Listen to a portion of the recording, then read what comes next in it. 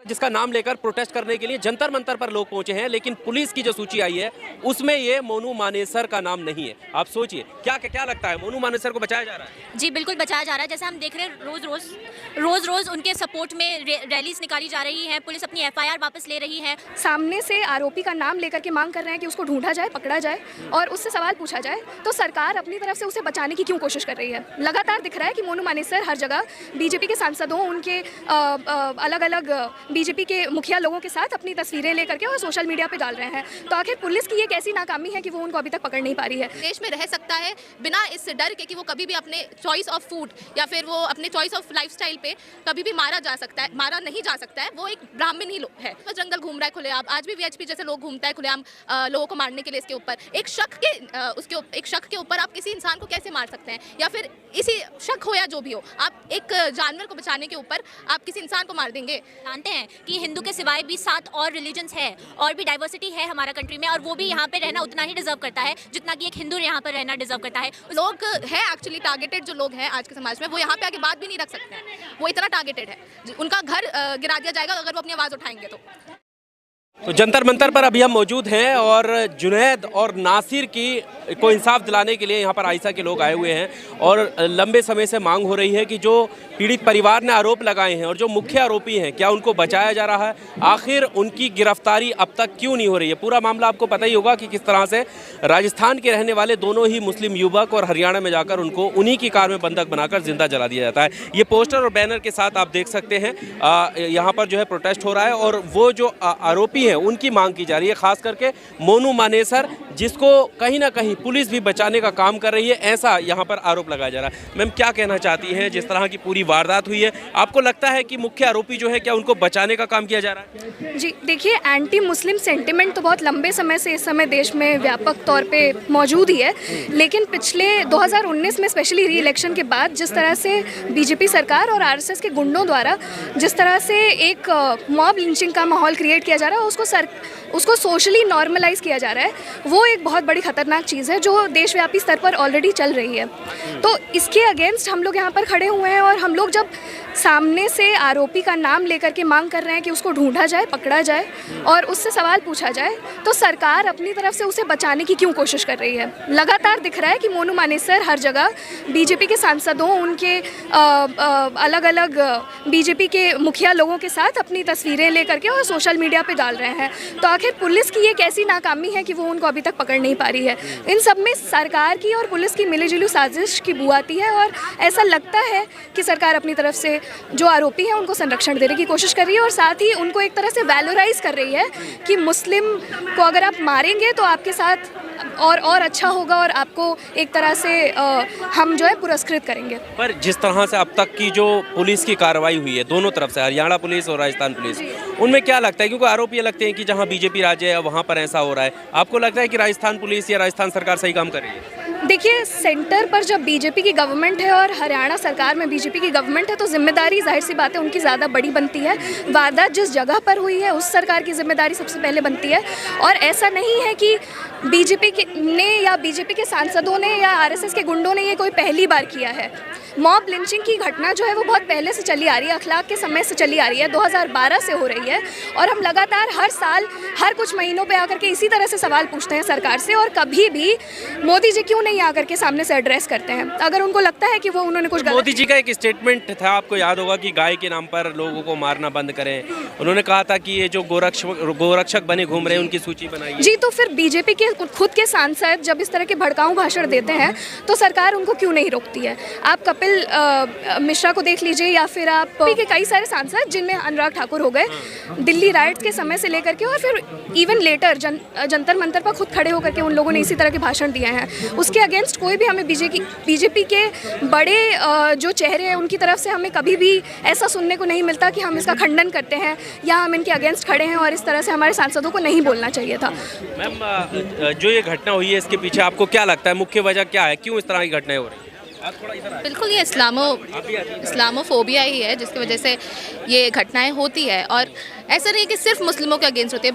जो सेंटिमेंट है वो बिल्कुल इस्लामोफोबिया है। जब मुस्लिमों के अगेंस्ट उनको बोला जाता है कि आप बीफ खाते हैं या फिर काव एक्सपोर्ट कर रहे हैं, उन शक के उसके ऊपर वो मार देते हैं। लेकिन ये सिर्फ मुस्लिमों तक नहीं सीमित है, ये कास्टिस्ट भी है, ये लोअर कास्ट लोगों के साथ भी होती है, मार्जिनलाइज लोगों के साथ भी होता है, ये क्रिश्चियन के साथ भी होता है। तो जिस तरीके से हम देख रहे हैं कि आज के समय पे कौन इस देश में रह सकता है बिना इस डर के कि वो कभी भी अपने चॉइस ऑफ फूड या फिर वो अपने चॉइस ऑफ लाइफस्टाइल पे कभी भी मारा नहीं जा सकता है, वो एक ब्राह्मण ही है जो अपर कास्ट है।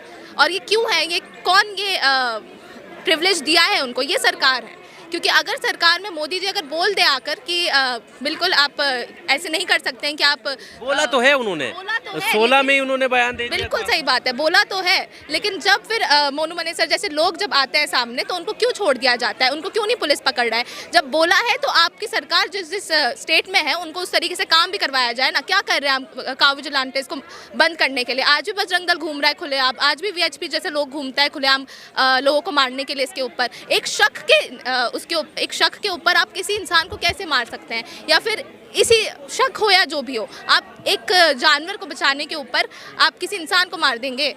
क्या उसका राइट टू लिव नहीं है?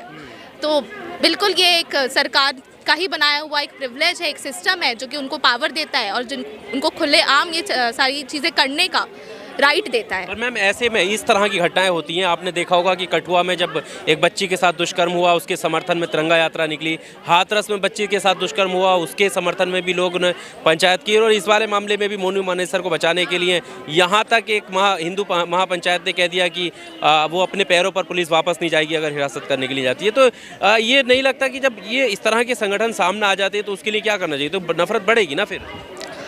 बिल्कुल। और ये सब जब ये जो आप बोल रहे रैलियाँ निकलती है, रैलियाँ कौन निकालता है? कौन सा फ्रेगमेंट है सोसाइटी का जो ये रैलियाँ निकालता है? ये भी वही लोग हैं ना जिनको सरकार से पावर मिला हुआ है, जो सरकार के कनेक्शन में है।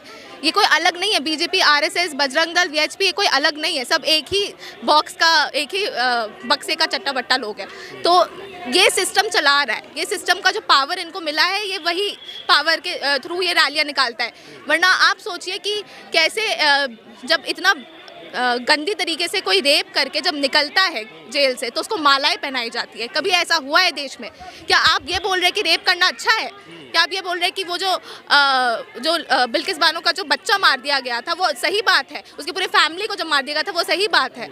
अगर आप उन क्रिमिनल्स को बाहर निकाल के मालाएं पहना रहे हैं तो आप उनके हित में ही बात कर रहे हैं ना। आप खुद वो क्रिमिनल के कैटेगरी का बात कर रहे हैं, आप वो खुद क्रिमिनल का दोस्त हैं, आप उनका साथ दे रहे हैं। तो सरकार जो है वो उनसे अलग नहीं है, उन क्रिमिनल से अलग नहीं है आज के समय पे। तो देखिए इस देश में चल क्या रहा है, रुकिए अभी आप, कि एक मुख्य आरोपी जिसका नाम लेकर, ये देखिए आप पोस्टर, जिसका नाम लेकर प्रोटेस्ट करने के लिए जंतर मंतर पर लोग पहुंचे हैं, लेकिन पुलिस की जो सूची आई है उसमें ये मोनू मानेसर का नाम नहीं है। आप सोचिए क्या लगता है, मोनू मानेसर को बचाया जा रहा है? जी बिल्कुल बचाया जा रहा है। जैसे हम देख रहे हैं रोज़ रोज़ उनके सपोर्ट में रैलीज निकाली जा रही हैं, पुलिस अपनी एफआईआर वापस ले रही है और जो बड़े बड़े जो दूसरे दलों के लोग हैं, जो हिंदू दलों के लोग हैं, वो आकर बता रहे हैं कि मोनू मानेसर आगे बढ़ो, हम तुम्हारे साथ हैं। तो ऑब्वियस ही बात है कि उन्हें बचाया जा रहा है और बहुत बड़े स्टेटस से उन्हें बचाया जा रहा है। क्या इसके पीछे जो ये नफरत बढ़ रही है, क्या लग रहा है कि जिस तरह से स्लोगन हिंदू राष्ट्र का बढ़ रहा है उस सब की वजह भी है इसके पीछे इस तरह की घटनाएं जो बढ़ रही हैं? बिल्कुल, ऐसे ही जो स्लोगन्स है कि लाइक इंडिया सिर्फ हिंदू राष्ट्र है और हिंदू ही रह सकते हैं यहाँ पर, ये इन्हें बिल्कुल बढ़ावा दे रहे हैं। क्योंकि ये जो है एक डिवाइड क्रिएट कर रहे हैं हमारी सोसाइटी में, जिसमें सिर्फ ये बताया जा रहा है कि ये जो इंडिया है सिर्फ हिंदूज़ के लिए ही है और हिंदू ही यहाँ आए और हिंदू ही यहाँ रहे, जबकि ऐसा नहीं है। हम जानते हैं कि हिंदू के सिवाय भी 7 और रिलीजन्स है और भी डाइवर्सिटी है हमारा कंट्री में, और वो भी यहाँ पे रहना उतना ही डिज़र्व करता है जितना कि एक हिंदू यहाँ पर रहना डिज़र्व करता है। उसके लिए भी सेम कॉन्स्टिट्यूशन है, उसके लिए भी सेम लॉज है, उसके लिए भी सेम लैंड है। ऐसा नहीं है कि इंडिया सिर्फ हिंदूज़ का है। इंडिया कभी भी सिर्फ हिंदूज़ का नहीं था और ना ही कभी होगा, क्योंकि जो है हमारी कम्युनिटी में डाइवर्सिटी है, लेकिन हमारी कम्युनिटी में सेक्युलरिज्म भी है और हमारी कम्युनिटी में इक्वालिटी भी है, जो कि हमें साथ में मिलकर रहना सिखाती है। और अगर उसी बीच अगर कोई मैन या फिर कोई विमेन इन पावर आके बोले और लाइक ऐसे बोले कि नहीं सिर्फ हिंदूज़ के लिए है, कि लाइक मारो, लाइक इसकी बेटी को मारो, लाइक मुस्लिम्स के ऊपर मॉब लिंचिंग करो और ऐसी चीज़ों को बढ़ावा दे, और अगर कहे तो जो कॉमन जो लोग हैं उनके पास आ जाता है कि मैं तो अब खुलेआम जाकर ये कर सकता हूँ, मुझे रोकने वाला कौन है। इसलिए। पर आज जब आप जंतर मंतर आई हैं तो किन उम्मीदों के साथ आई हैं, सरकार से किस तरह की गुहार लगाना चाहते हैं? हमारी मांग बहुत क्लियर है, जो मोनू मनेसर पे हम लोग अपने पोस्टर पे जो लिख रहे हैं बहुत क्लियर मांग है।